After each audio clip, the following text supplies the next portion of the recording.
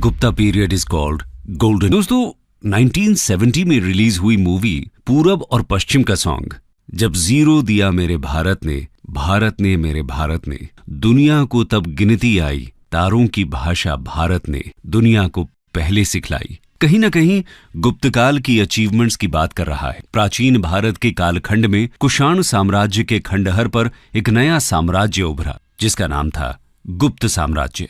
गुप्त साम्राज्य मौर्य साम्राज्य जैसा बड़ा नहीं था, लेकिन नॉर्थ इंडिया की पॉलिटिकल यूनिटी को इसने 1 सेंचुरी से भी अधिक समय तक बनाए रखा। गुप्तों ने नॉर्थ इंडिया के फर्टाइल रीजन पर रूल किया। आज हम बात करने वाले हैं गुप्त काल को स्वर्ण काल क्यों कहा जाता है। दोस्तों आगे बढ़ने से पहले हम उस सिचुएशन को जान लेते हैं जिसमें गुप्ता पीरियड को गोल्डन एज कहा गया है। बैकग्राउंड, जैसा कि हम जानते हैं कि 17th सेंचुरी में अंग्रेज भारत में व्यापार करने के उद्देश्य से आए थे, लेकिन धीरे धीरे उनके मन में भारत का रूलर बनने की इच्छा जगने लगी। प्लासी और बक्सर युद्ध के बाद अंग्रेजों ने अलग अलग पॉलिसी से भारत में अपने शासन को एथिकल एंड लीगल प्रूव करने का प्रयास किया। अपने शासन को एथिकल बेस देने के लिए अंग्रेजों ने इंपीरियलिस्ट हिस्टोरियंस की मदद से भारत के लोगों, उनके सोशल स्टैंडर्ड्स तथा उनके कल्चर को अत्यंत पिछड़ा घोषित करते हुए कहा कि भारत के लोगों को सिविलाइज्ड बनाने के लिए ब्रिटिश रूल समय की आवश्यकता है। अंग्रेजों ने इन इंपीरियलिस्ट हिस्टोरियंस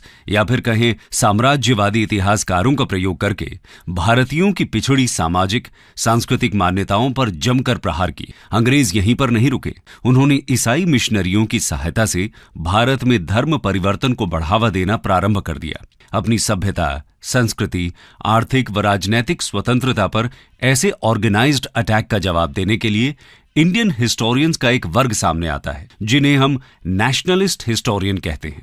इन हिस्टोरियंस ने इंडियन हिस्ट्री और कल्चर के ट्रेडिशन के बारे में जानना शुरू किया और प्राचीन काल के विभिन्न साम्राज्यों और भारतीय संस्कृति के गौरव की झलक आम लोगों के सामने प्रस्तुत की, जिससे कि भारत के लोग खुद पर गर्व करना सीखें, खुद को असहाय न समझें और अंग्रेजों द्वारा फैलाए गए झूठ को समझ सकें। इन सब के परिणाम स्वरूप भारतीय लोग आत्मसम्मान व गर्व की भावना से भरकर अंग्रेजों का विरोध कर सकें। राष्ट्रवादी इतिहासकारों के इसी प्रयास का एक परिणाम है कि उन्होंने गुप्त काल को स्वर्ण काल अर्थात गोल्डन एज के नाम से पुकारा। ये था बैकग्राउंड गुप्त काल को स्वर्ण काल के रूप में प्रमोट करने का। दोस्तों अब हम इन राष्ट्रवादी इतिहासकारों के उन तर्कों के बारे में जानेंगे जिनके माध्यम से उन्होंने गुप्त काल को स्वर्ण काल सिद्ध करने का प्रयास किया। इसमें सबसे पहले बात करते हैं टेक्नोलॉजिकल एंड साइंटिफिक अचीवमेंट्स की। साइंटिफिक एंड टेक्नोलॉजिकल अचीवमेंट्स, अंग्रेज साइंस एंड टेक्नोलॉजी के एरिया में भारतीयों से आगे थे और भारत पर रूल करने के एथिकल बेस के रूप में इसका प्रयोग करते थे। इसी के जवाब में गुप्त काल की साइंटिफिक अचीवमेंट्स को हाईलाइट किया गया। गुप्त काल के कुछ महान वैज्ञानिकों में सर्व प्रमुख नाम आता है आर्यभट्ट का। इन्हें फादर ऑफ एल्जेब्रा माना जाता है। आर्यभट्ट ने सूर्य सिद्धांत नामक ग्रंथ लिखा जिसमें साइन टेबल्स शामिल हैं। उनके square root and cube root निकालने के तरीके से किसी नंबर के डेसिमल प्लेस का पता लगाया जा सकता है, जिससे यह पता चलता है कि इंडियन मैथमेटिशियन जो 5th सेंचुरी में डेसिमल सिस्टम का यूज करते थे, अरबों और यूरोपियों से बहुत आगे थे, क्योंकि अरबों ने भारतीयों से सीखने के बाद 12th सेंचुरी में इसका यूज करना शुरू किया। दोस्तों आर्यभट्ट ऐसे पहले व्यक्ति थे जिन्होंने इस बात की खोज की कि अर्थ अपने ही एक्सिस पर रोटेट करती है और उन्होंने ग्रह की परिक्रमा के सही इक्वेशन को कैलकुलेट करने का सोल्यूशन भी निकाला। साथ ही उन्होंने वर्ष के दिनों की संख्या का सटीक अनुमान लगाया। आर्यभट्ट एस्ट्रोनॉमर भी थे जिन्होंने solar Eclipse and lunar Eclipse का साइंटिफिक एक्सप्लेनेशन दिया। उन्होंने ये प्रूव किया कि ग्रहण राक्षसों के कारण नहीं होते बल्कि प्लैनेटरी मोशन के कारण होते हैं। उन्होंने साइन फंक्शंस का पता लगाया और उसका यूज साइंस में किया तथा ट्रिग्नोमेट्री की नींव रखी। आर्यभट्ट ने शून्य की खोज की तथा डेसिमल सिस्टम के यूज की सलाह दी। उन्होंने सर्कल की वेरियस प्रॉपर्टीज के बारे में बताया तथा पाई का बहुत सटीक मान पता लगाया जो 3.1416 के ठीक 4 डेसिमल प्लेसेस तक था। इस क्रम में दूसरा सबसे महत्वपूर्ण नाम आता है वराहमिहिर का। वराहमिहिर एक astronomer, astrologer, mathematician and scholar थे। ये चंद्रगुप्त II के नवरत्नों में से एक थे। इनकी प्रसिद्ध रचनाएं पंच सिद्धांतिका और वृहत्त संहिता हैं। वृहत्त संहिता में डिफरेंट सब्जेक्ट्स जैसे प्रेशियस मेटल्स व स्टोन्स का वैल्यू कैसे डिसाइड किया जाए, तलवारों पर धार कैसे लगाई जाए, ट्रीज से बिना मौसम फल कैसे प्राप्त किए जाएं, असली नस्ल के पशुओं की पहचान कैसे की जाए, पानी की स्थिति को फोरकास्ट कैसे किया जाए तथा मौसम संबंधी मुद्दों जैसे कि बादलों, विंड्स और रेन की क्वांटिटी के बीच कोरिलेशन के बारे में बताया है। इस क्रम में अगला नाम ब्रह्मगुप्त का आता है। इन्होंने जियोमेट्री के एरिया में सिग्निफिकेंट कंट्रीब्यूशन किया। ब्रह्मगुप्त पहले ऐसे मैथमेटिशियन थे जिन्होंने समान भुजाओं के सिक्लिक क्वाड्रिलैटरल का एरिया, ट्रायंगल का पेरीमीटर और डायमीटर एटसेट्रा निकालने के फॉर्मूला दिए। अगला नाम है सुश्रुत का। इन्होंने सुश्रुत संहिता की रचना की जो सर्जरी से रिलेटेड है। इसमें प्लास्टिक सर्जरी के बारे में भी बताया गया है। सुश्रुत संहिता में ह्यूमन फिजियोलॉजी की स्टडी के लिए डिसेक्टिंग का भी उल्लेख है। एक अन्य इंपॉर्टेंट नाम है महर्षि पालकाप्य। इन्होंने हस्तायुर्वेद नामक ऐसे लिखा जिसमें मेडिसिन और सर्जरी ने हाथियों की बड़ी बीमारियों का इलाज करने के संबंध में जानकारी दी गई है। इस काल के एक अन्य विद्वान धन्वंतरी अपने आयुर्वेद की नॉलेज के लिए फेमस थे। गुप्त काल में मेटल इंडस्ट्री में भी टेक्नोलॉजिकल डेवलपमेंट हुए। इस समय बड़े पैमाने पर बनी गौतम बुद्ध की कांस्य स्टैच्यू टेक्नोलॉजिकल एडवांसमेंट का एक उदाहरण है। दिल्ली में मेहरौली का खुले में खड़ा आयन पिलर, जिस पर 15 शताब्दियों के बाद भी जंग नहीं लगा, ये गुप्त काल में प्रचलित आयन टेक्नोलॉजी पर उस समय के भारतीयों की टेक्नोलॉजिकल नॉलेज की ओर ध्यान आकर्षित करता है। अजंता की गुफाओं में बने चित्र इस बात की ओर संकेत करते हैं कि इस काल में रंगों के निर्माण की कला शायद अपने चरम पर थी। गुप्त काल को स्वर्ण युग कहने का दूसरा सबसे प्रमुख कारण है कला व साहित्य में हुआ विकास। आइए अब हम इसकी चर्चा करते हैं। Development in art and literature.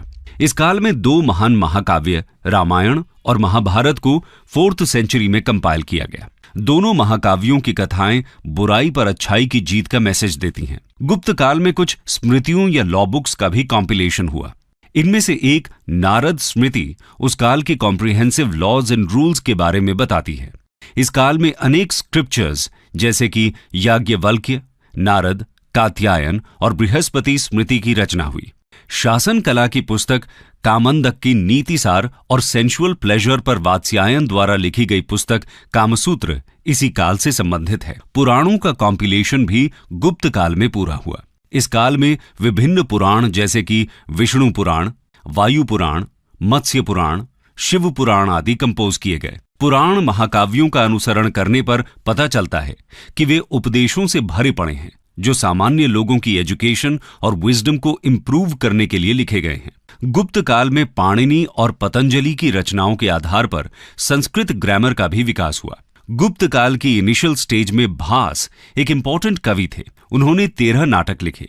उन्होंने संस्कृत भाषा में नाटक लिखे, लेकिन उनमें से बहुत से कैरेक्टर्स प्राकृत भाषा का प्रयोग करते नजर आते हैं। वे द्रदिर चारुदत्त नाटक के लेखक थे जो बाद में शूद्रक में मृच्छकटिक या लिटिल क्ले आर्ट के रूप में रिप्रोड्यूस किया गया। ये नाटक एक ब्राह्मण व्यापारी और सुंदर वेश्या के लव अफेयर्स पर बेस्ड है। ये एंशिएंट ड्रामाज में मास्टरपीस मानी जाती है।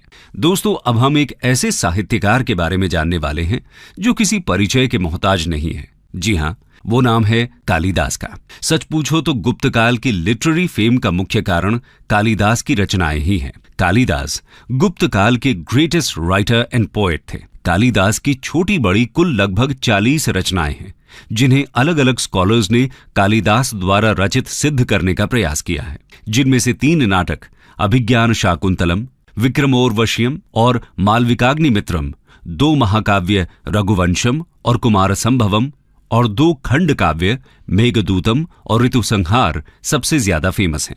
उनकी रचना अभिज्ञान शाकुंतलम का वर्ल्ड लिटरेचर में शीर्ष स्थान है। यूरोपीय भाषाओं में ट्रांसलेट होने वाले एंशिएंट इंडियन लिटरेचर में अभिज्ञान शाकुंतलम का नाम प्रथम है। उसके बाद भागवत गीता का नाम आता है। मालविकाग्निमित्रम कालिदास की रचना है जिसमें राजा अग्निमित्र की कहानी है। कालिदास का नाटक विक्रमोर्वशीयम बहुत रहस्यों से भरा है। दोस्तों, पंच महाकाव्य के नाम से प्रसिद्ध संस्कृत के 5 महाकाव्य इस काल में ही लिखे गए हैं जो कालिदास द्वारा रचित रघुवंशम व कुमार संभवम, भैरवी का किरीटार्जुनियम, माघ का शिशुपाल वध, श्रीहर्ष का नैसाध्य चरितम। गुप्त काल में अजंता गुफा चित्रकला का भी पर्याप्त विकास हुआ। इस काल में फ्रेस्को एंड टेम्परा विधि से चित्रों का निर्माण किया गया। इसके तहत दीवारों पर गीले प्लास्टर पर ही चित्र बनाकर रंग भर दिए जाते थे। अजंता की गुफा में पद्म पाणी नामक बोधिसत्व का चित्र 3D इफेक्ट देता है। सर्वप्रथम गुप्त काल में ही मंदिर हमारे सामने आते हैं। ये बात अलग है कि गुप्त काल के मंदिर बहुत ही साधारण थे, लेकिन वर्तमान में उत्तर भारत में पाए जाने वाले नागर शैली के मंदिरों का आधार गुप्त काल में ही खोजा जा सकता है। आइए अब हम जुडिशियल सिस्टम की चर्चा करते हैं। जुडिशियल सिस्टम गुप्त काल की ऊपर दी हुई अचीवमेंट्स के साथ ही गुप्त शासकों के अधीन जुडिशियल सिस्टम भी बहुत अधिक विकसित था। पहली बार सिविल एंड क्रिमिनल लॉ को स्पष्ट रूप से निर्धारित किया गया। Theft and adultery criminal law के अंतर्गत आते थे। विभिन्न प्रकार की प्रॉपर्टी से रिलेटेड कॉन्फ्लिक्ट सिविल लॉ के अंतर्गत आते थे तथा सक्सेशन से रिलेटेड डिस्प्यूट्स के सेटलमेंट के लिए कॉम्प्रिहेंसिव लॉज बनाए गए। उपरोक्त विशेषताएं वो आधार निर्मित करती हैं जिसकी वजह से राष्ट्रवादी इतिहासकारों ने गुप्त काल को स्वर्ण काल के नाम से पुकारा। लेकिन गुप्त काल के बारे में किसी भी निष्कर्ष पर पहुंचने से पहले हमें इसकी लिमिटेशंस को भी जान लेना चाहिए। लिमिटेशंस इस काल में गुप्त राजाओं ने पुरोहितों और सामंतों को काफी मात्रा में भूमि दान में दी। अब यहां कुछ चीजें हमें समझनी होंगी। पहली ये कि जो भी जमीन सामंतों को मिलती थी वहां रहने वाले लोगों पर भी इन सामंतों को अधिकार मिल जाते थे। दूसरी ये कि सामंतों ने दान में मिली हुई भूमि से मैक्सिमम प्रॉफिट लेने की कोशिश की। इसके लिए यह जरूरी था कि बंजर भूमि को भी उपजाऊ बनाया जाए। इन सब का रिजल्ट ये आया कि वहां निवास करने वाले किसानों की जमीनों पर इन सामंतों ने अधिकार कर लिए, जिससे ये किसान धीरे धीरे मजदूर बन गए। बाद में इन्हीं मजदूरों के श्रम का प्रयोग जबरन बंजर जमीन को उपजाऊ बनाने के लिए किया गया, जिससे फोर्स्ड लेबर को बढ़ावा मिला। इस काल में शूद्रों के कुछ वर्गों की इकोनॉमिक कंडीशन बेहतर हुई। जिन जिन की इकोनॉमिक कंडीशन बेहतर हुई उन्हें ब्राह्मणों ने रामायण, महाभारत और पुराणों को पढ़ने की परमिशन दे दी। ऐसा इसलिए किया गया कि ये वर्ग भी धार्मिक कर्मकांडों को करेगा, जिससे दक्षिणा आदि के रूप में ब्राह्मणों को फायदा होगा। इसका मतलब यह हुआ कि इस काल में इकोनॉमिक एक्सप्लॉयटेशन के स्ट्रक्चर को और मजबूत किया गया। गुप्त काल में उच्च वर्गीय महिलाओं की सामाजिक आर्थिक स्वतंत्रता में कमी आई है, क्योंकि गुप्त काल में सामंतवाद और भूदान प्रथा के विकास के कारण उच्च वर्णों के लोग अधिक धनवान हुए। इससे उनके पास इतना धन था कि एक से अधिक पत्नियां रख सकते थे। इन सब का रिजल्ट ये हुआ कि पेट्रियार्कल सिस्टम और मजबूत हुआ और धीरे धीरे विमेन को भी प्रॉपर्टी समझा जाने लगा तथा महिलाओं से ये उम्मीद की जाने लगी कि चूंकि वो हस्बैंड की प्रॉपर्टी हैं, तो हस्बैंड की डेथ होने पर उन्हें भी सती होना होगा, जिससे वो पति के अगले जन्म में भी सेवा कर सकें। सती होने का पहला उदाहरण 510 ईस्वी में गुप्त काल में ही मिलता है। गुप्त काल में ट्रेड एंड कॉमर्स पर बेस्ड इकोनॉमी कोलैप्स हो रही थी तथा land based agricultural economy develop हो रही थी। कंक्लूजन, गुप्त काल के बारे में इतना सब जानने के बाद हम शायद किसी निर्णय तक पहुंच सकते हैं। दोस्तों, पहले हमें उन पैरामीटर्स को डिसाइड करना होगा जिनके बेस पर हम किसी काल को गोल्डन एज कह सकते हैं।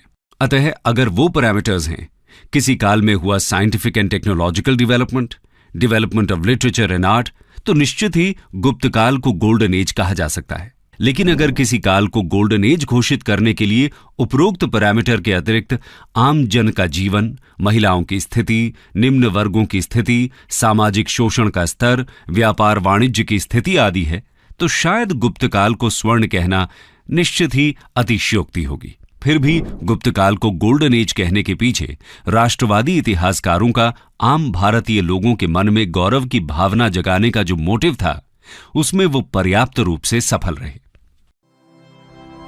स्टडी IQ IAS अब तैयारी हुई अफोर्डेबल।